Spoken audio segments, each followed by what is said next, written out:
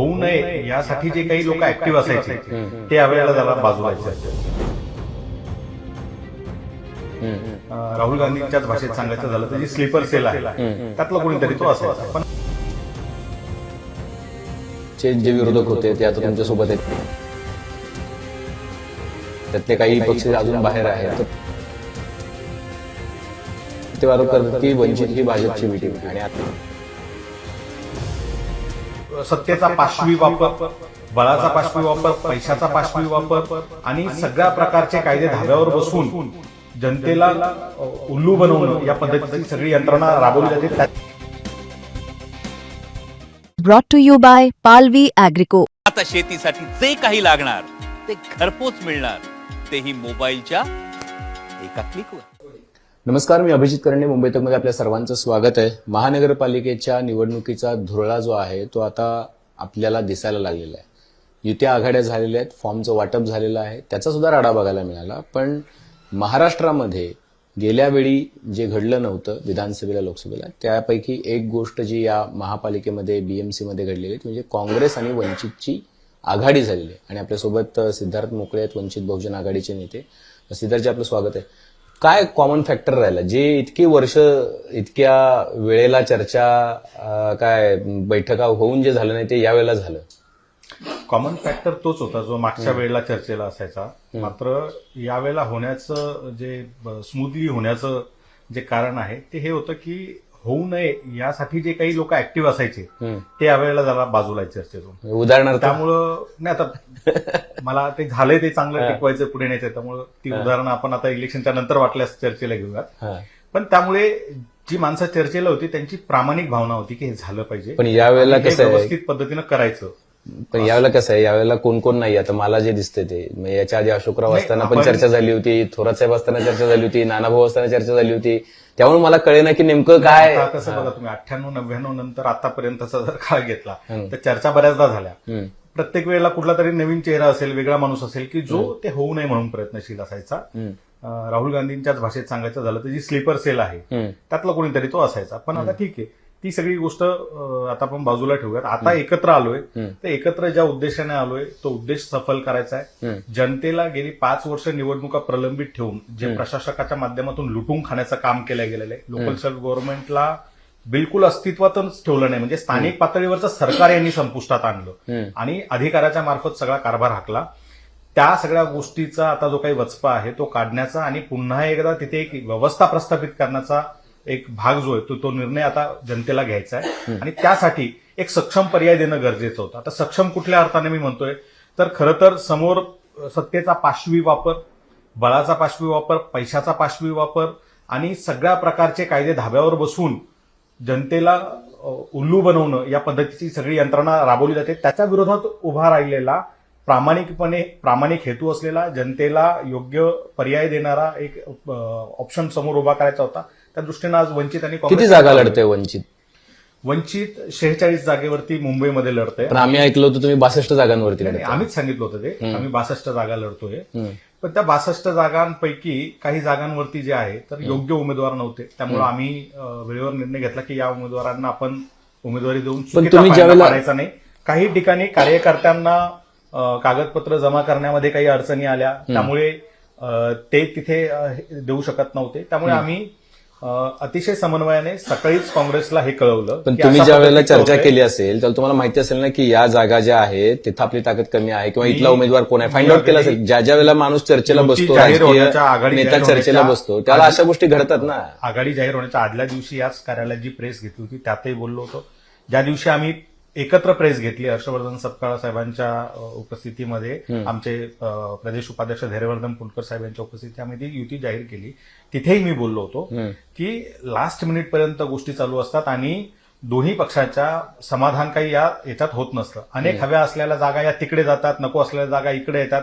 अशा पद्धतीचा दोन्ही पक्षांना तो जो काही आहे तो प्रकार आपल्याला सामोरं जावं लागत असतं. तशा पद्धतीच्या काही जागा असतात दोन्ही पक्षाकडे. त्यामुळे तिथे आमच्याकडे जेव्हा लक्षात आलं की आपण या 16 जागांवरती योग्य उमेदवार नाही त्यामुळे त्यांना द्यायचं नाही, काही ठिकाणी उमेदवारांचे कागदपत्र अडचणीचे त्यामुळे ते वाया जाऊ नये, त्यामुळे आम्ही त्या जागांचा आकडा जो आहे तो काँग्रेसला सकाळीच कन्व्हे केला की या पद्धतीच्या या जागा आहेत, याच्यावर तुमच्याकडे उमेदवार जर असतील चांगले तर तुम्ही त्याच्यावर उभे करा. त्यांनी त्या स्वीकारल्या आणि दिवसभरामध्ये त्यांच्याकडे उमेदवार दिले सगळ्याच्या सगळ्या ठिकाणी 16च्या आता 16. या बाबतीतली स्पष्टता जी आहे ती काँग्रेसकडनं येईल आपल्याला. कारण काय झालंय की इतका अभूतपूर्व गोंधळ सध्या महाराष्ट्रात झालेला आहे की इतक्या प्रमाणामध्ये कार्यकर्त्यांची गर्दी, मागणी, त्यामुळे गेले 3 दिवस सगळ्याच पक्षाचे जे कार्यालय ते सुरू होते दिवस रात्र. त्यामुळे जे तिथं काम करणारे ज्या जबाबदार होते ते आता 1 दिवसाची रेस्ट घेऊन त्या सगळ्या याच्यावर डेटावर काम करतील आणि या त्या सगळ्या पक्षाच्या जाहीर होतील तेव्हा कळेल आपल्याला. आता बघा, ज्या वेळेला युती आघाडीची चर्चा होते त्या वेळेला वंचित बहुजन आघाडीवरती विरोधक आरोप करतात की ही म्हणजे आधीचे जे विरोधक होते ते आता तुमच्यासोबत आहेत, त्यातले काही पक्ष अजून बाहेर आहेत, तर ते आरोप करतात की वंचित ही भाजपची बी टीम आहे. आणि आता तुम्ही ज्या जागा सोडलेल्या आहेत म्हणजे वॉर्ड क्रमांक 6, 11, 12, 13, 15, 21, 30, 46 असे जे काही तुम्ही सांगितलेले 16 वॉर्ड आहेत, तर तिथं भाजप निवडणूक लढते. एक लक्षात घ्या, जेव्हा या जागांचं आमचं बोलणं सुरू होतं तेव्हा काँग्रेसने ज्या मागच्या वेळेला जिंकलेल्या 35 होत्या स्वाभाविक आहेत त्या त्यांनी त्यांच्याकडे ठेवल्या होत्या. 2 नंबरच्या जागा त्यांनी त्यांच्याकडे ठेवल्या. मग जिथे काँग्रेस हरली होती त्या जागा शेअर झाल्या.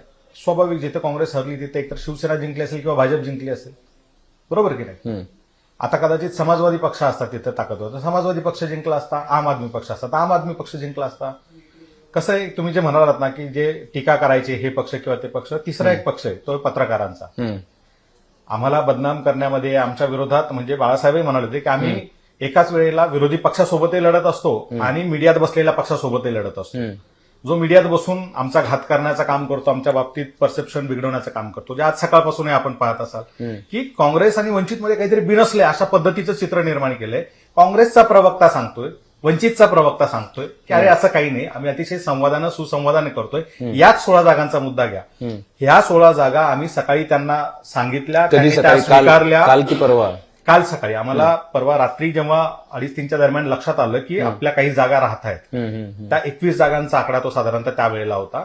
आमच्याकडे नंतर 5 उमेदवारांची हे झाल्यानंतर आम्ही 5 उमेदवारांना एबी फॉर्म दिला आणि राहिलेल्या 16 जागा ज्या आहेत त्या 16 जागा काँग्रेसकडे. त्यांच्याकडे त्यावेळेला ऐन वेळेला त्यांच्याकडे उमेदवार, कागदपत्र सगळं रेडी होतं की नव्हतं? ऑलरेडी नाही तर मग ते असं होईल की बाय दिलं एका वेळेला. आता आमच्याकडे अनेक अशा जागा होत्या ज्या त्यांच्याकडे गेल्या, उमेदवार तयार आहे, आम्ही त्यांना बोलत होतो, त्यांच्या काही जागा आमच्याकडे आलेल्या ते म्हणत होते, हे चर्चा सुरू होते ना. त्यामुळं स्वाभाविक त्यांच्याकडे काही उमेदवार होते, आमच्याकडे काही उमेदवार होते. काँग्रेसने 2 जागा आम्हाला सांगितलं होत्या ज्या आमच्या वाट्याच्या नव्हत्या, या 2 जागी तुमच्याकडे काही असेल तर तुम्ही घ्या म्हणून. त्यामुळे अतिशय सुसंवादाने आमच्या या सगळ्या गोष्टी चालू आहेत. पण आता कसं आहे, तिसरा पक्ष जो आहे तर तो जो आहे तर तो याच्यामध्ये आता वेगळ्या पद्धतीने नॅरेटिव्ह सेट करतो. पण त्याचा फायदा भाजपला होणार नाही याची खात्री आहे तुम्हाला?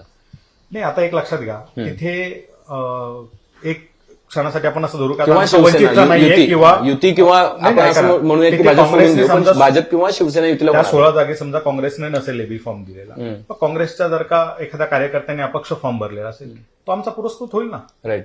तुम्ही आम्ही त्याला पाठिंबा देऊ ना. त्या 16 जागी काही आम्ही काय भाजपला पाठिंबा देणार नाही किंवा भाजपला बाय देणार नाही.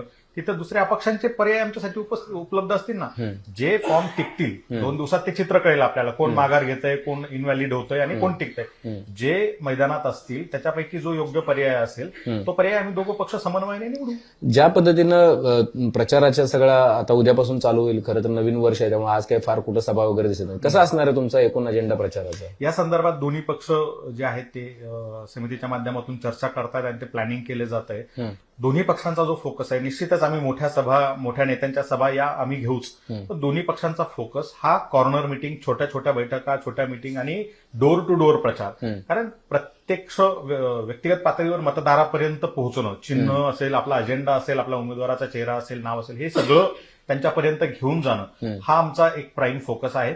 आता दोन्ही पक्षाच्या कमिट्या ज्या त्या ठरवतील, एकमेकांना सांगतील कशा पद्धतीने आपल्याला करायचंय. 1-2 दिवसात ते चित्र. तुमचं मुंबईबद्दलचं काय, तुमचं विजन काय आहे? बघा, जसं की म्हणजे भाजपचं विजन आहे की मुंबईमध्ये खान महापौर नाही झाला पाहिजे. शिवसेना आणि मनसेचं विजन आहे की त्यांना असं वाटतं की इथं फक्त मराठी महापौर झाला पाहिजे.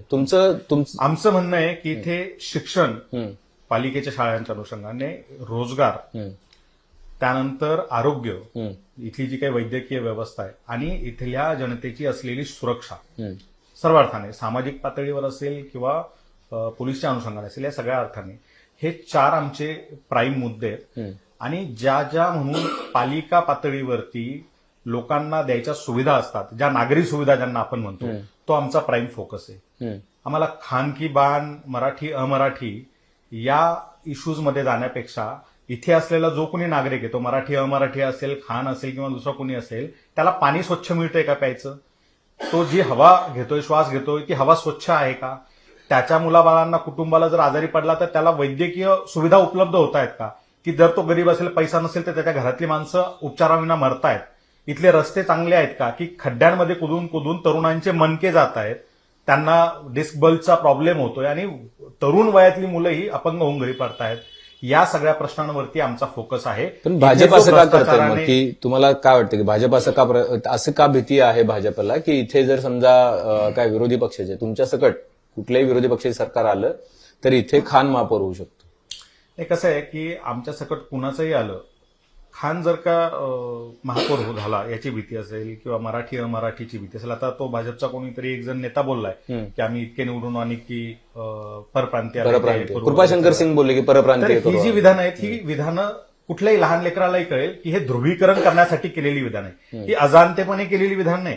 जाणीवपूर्वक एका समूहाला चिथावणी द्यायची, मग तिकडचा नेता इकडे कुणाला तरी चिथावणी देणार आणि मग जनता म्हणणार अरे असं होईल का, अरे मग तसं होईल का. हायपोथेटिकल कुठल्या तरी भीतीपोटी इकडचे आणि तिकडचे दोन्ही मतदार मतदान करणार आणि नंतर 5 वर्ष रडत बसणार. जशी मागची 5 वर्ष रडतायत. प्रशासक बसवलाय, नगरसेवकच नाही तिथे. गटार तुंबलंय, सांगणार कुणाला. पाणी खराब येत आहे, सांगणार कुणाला. दवाखाना बंद आहे, सांगणार कुणाला. खड्डे पडलेत, सांगणार कुणाला. पण इथल्या हिंदू बहुल लोकांना भाजपने ही भीती जी आहे ती कन्व्हिन्सिंगली त्यांच्या मनामध्ये उतरवली आहे ना. कारण की बघा, आपण कटोगेचा प्रचार आपण विधानसभेला त्याचा त्यांना फायदा झाला. अगदी फायदा कोणाला झाला? ज्यांना सत्ता आणि सत्तेतून पैसा मिळवायचा होता त्यांना फायदा झाला. जे भीतीपोटी मतदान करून आले त्यांच्या पोरांना नोकऱ्या भेटला का? त्यांना चांगला आरोग्य सुविधा भेटला का? त्यांचा रस्ता चांगला झालाय का? त्यांच्या घरात पाणी स्वच्छ येतंय का? त्यांच्या आसपासचा जो कचऱ्याचा ढीग आहे त्यातून मिळणारी दुर्गंधी आणि पसरणारे आजार आहेत ते गेलेत का? नाही.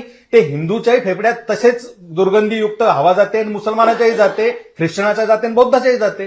ते डम्पिंग ग्राउंडच्या बाजूला राहणारे सगळे जातीय धर्मीय लोक काढा. कुणाला फायदा झाला भाजप राहिल्याने? कुणाच्या लेकरांची शाळेची गुणवत्ता सुधारलेली आहे? कुणाला चांगलं आरोग्य मिळतंय? खान बान, मराठी अमराठी ह्या सगळ्यापेक्षा इथे ती सत्ता ज्यासाठी असते त्यासाठी मतदान केलं गेलं पाहिजे. इथे रस्ता, पाणी, वीज, स्वच्छ हवा, चांगलं शिक्षण, चांगल्या आरोग्य सुविधा यासाठी मतदान झालं पाहिजे. तुम्ही एवढं जीव तोडून बोलून काय फायदा? इथं तर 15-15 हजार रुपये भाव निघतो मताला. आता ते तर आहेच, हिंदू मुस्लिम तर आहेत. नगर परिषदेला 30,000चा भाव होता. मग कसं काय आता बदल कसा असं आहे की ही परिस्थिती अनादी काळापासून चालत आलेली. ही एक चुकीचं इंटेन्शन घेऊन चुकीच्या पद्धतीने लोकांना इन्फ्लुएन्स करणारे लोक असतात. पण त्याच्या बाजूला सत्याचे पुजारी असतात, सत्य मानणारे. आपल्याकडे विद्रोही तुकोबा होऊन गेलेले आहेत. तुकोबा कधी झुकला नाही कोणासमोर. त्याने त्याची भूमिका लावून धरली. त्यामुळं इंद्रायणीत बुडालेल्या गाथा ज्या वर आल्यात लोकांच्या मुखातून, लोकांनी मुखोद्गत केल्या आणि त्या बुडवता नाही आलेल्या त्या गाथा.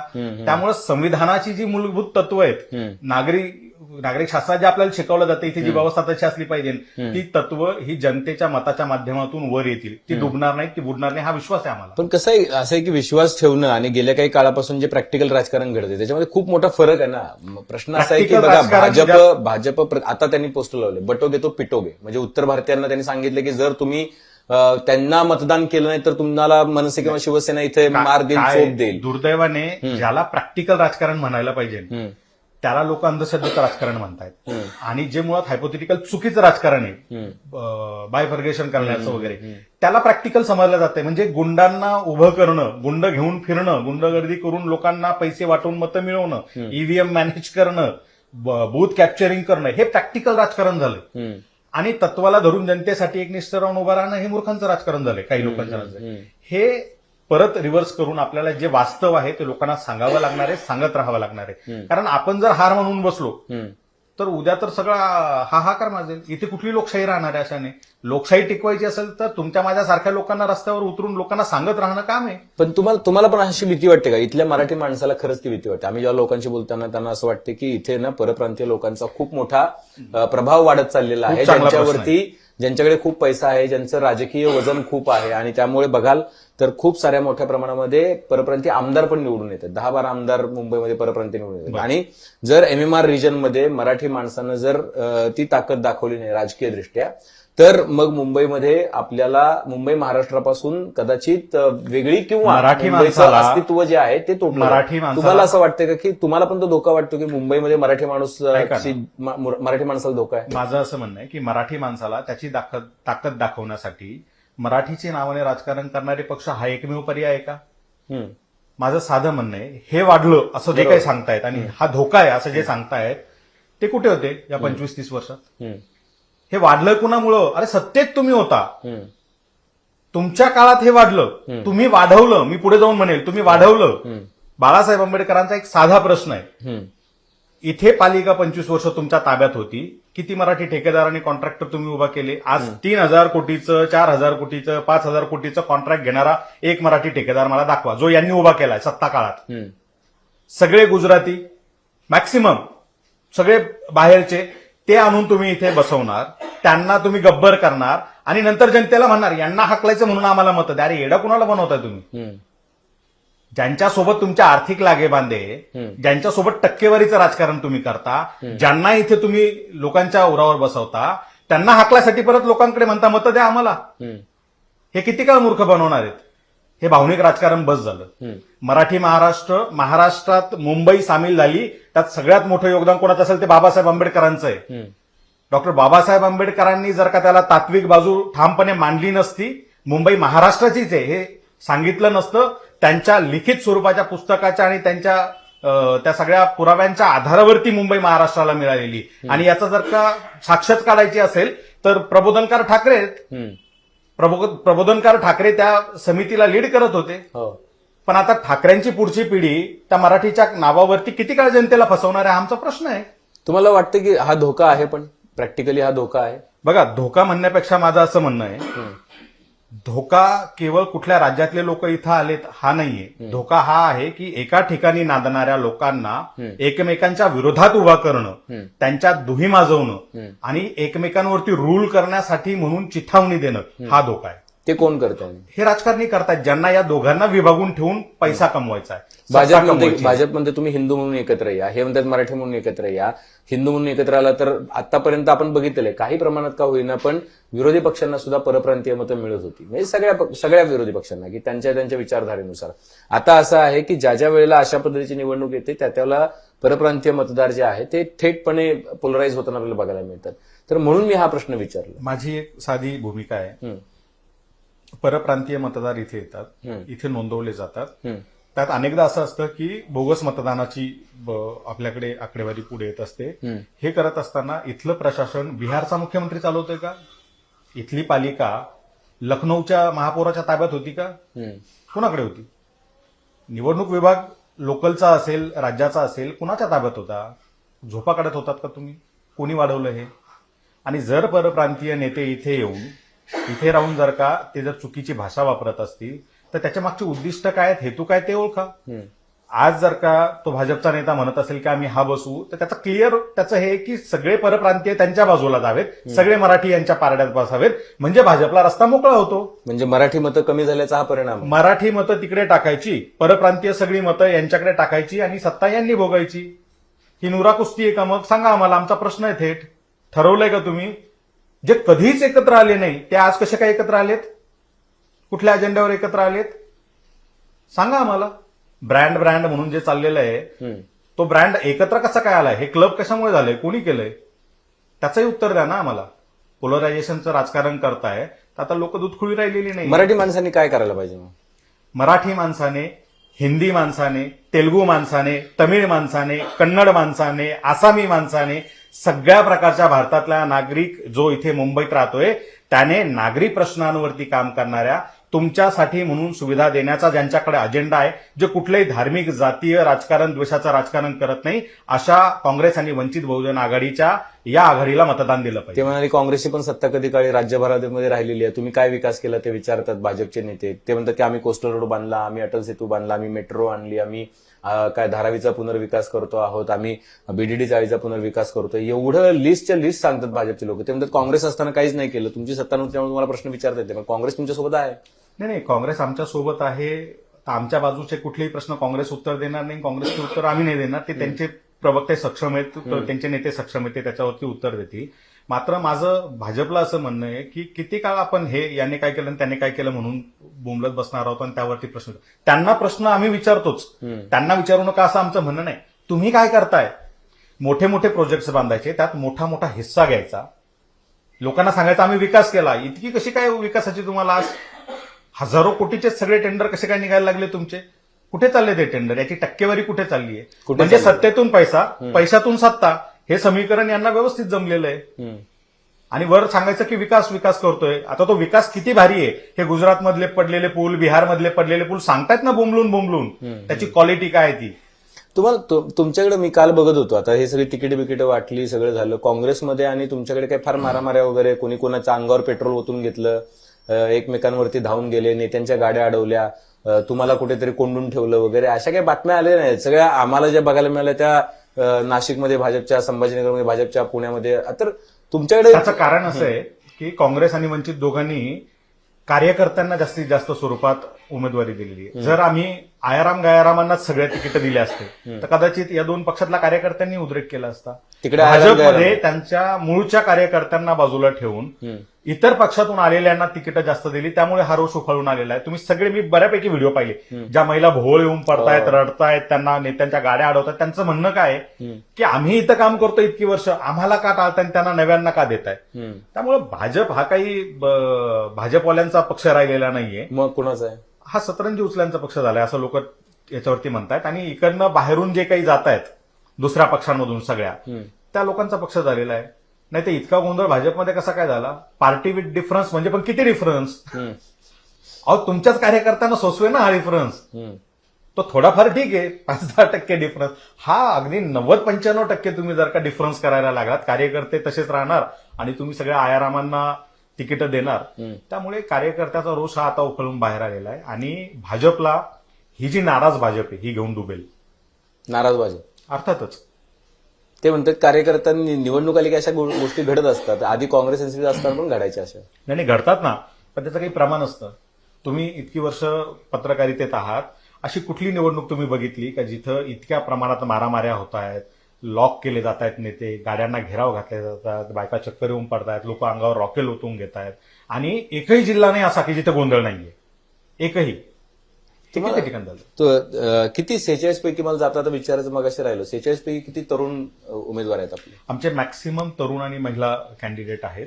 जास्तीत जास्त तरुणांना आम्ही संधी दिलेली आहे. आणि तिथं काम करणारा जो सक्षम आहे की ज्याची जनतेशी नाळ जुळलेली आहे, जो गेली 5-6 वर्ष तिथल्या लोकांच्या सुखदुःखात उभा आहे, कार्यक्रमात उभा आहे, लोकांच्या अडीअडचणीला मदतीला उभा आहे, अशा कार्यकर्त्यांना आम्ही उमेदवारी दिलेली आहे.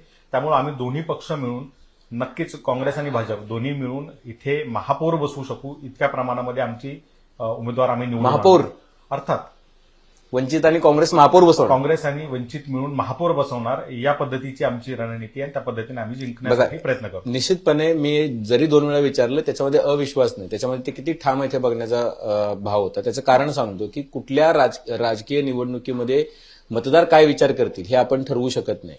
आणि मतदारांनी अशा वेळेला अनेकदा धक्कादायक निकाल दिलेले आहेत. त्यामुळे उद्या असा निकाल लागला तरी काही फार आश्चर्य वाटायला नको. पण त्यांचा विश्वास आहे आणि त्यांनी सांगितलेलं आहे की आमची निवडणूक जी आहे ती कुठल्या मुद्द्यांवर असणार आहे. त्यामुळे त्यांचा अजेंडा, त्यांची निवडणूक कुठल्या मुद्द्यांवर असणार आहे याच्याबद्दल त्यांनी बोललेले आहेत. पण जो घोळ झाला 16 जागांचा, त्याच्याबद्दल जे सकाळपासून एक मला असं वाटतं की जी माहिती किंवा जे नॅरेटिव्ह होतं त्याच्याबद्दल सुद्धा त्यांनी स्पष्टीकरण देण्याचा प्रयत्न केला. तुम्हाला निवडणुकीसाठी शुभेच्छा. पण तुमचे काही प्रश्न असतील प्रेक्षकांचे, वंचित बहुजन आघाडीच्या नेत्यांसाठी, तर ते निश्चितपणे विचारा. बेल आयकॉनवरती क्लिक केलं तर अपडेट्स मिळत जातील. आणि सर्वात महत्त्वाचं म्हणजे मुंबई तकचं युट्यूब चॅनल सबस्क्राईब करायला विसरू नका. सिद्धार्थजी, तुम्ही गप्पा मारल्या त्याबद्दल मनापासून आभार. पाहत रहा मुंबई तक.